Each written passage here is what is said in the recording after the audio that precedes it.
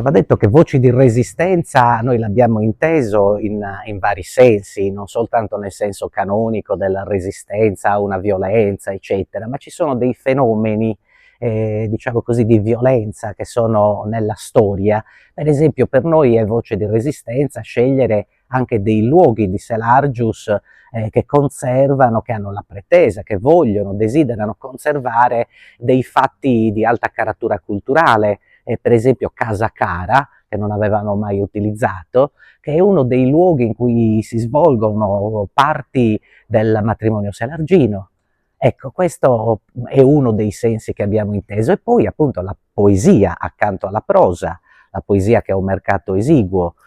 Quest'anno abbiamo due poeti straordinari, uno è Pusterla, svizzero diciamo, ma è inserito nella letteratura italiana come una delle voci più importanti della nostra letteratura, e poi Ida Travi che con i Tolkien ha creato un mondo poetico, un immaginario poetico veramente atipico per la letteratura italiana.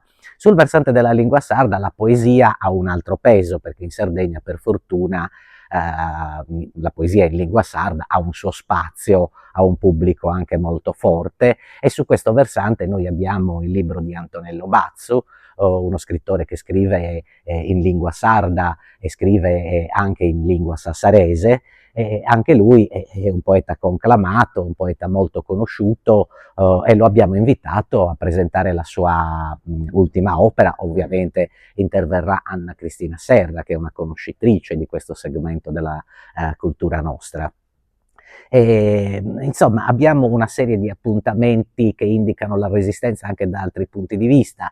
Pensiamo a Pedrito, un libro pubblicato dal Maestrale, pubblicato da Giacomo Mameli, che non ha bisogno di presentazioni, un giornalista rilevante che accanto a Sergio Rizzo, l'altra firma del giornalismo italiano, presenterà questo racconto.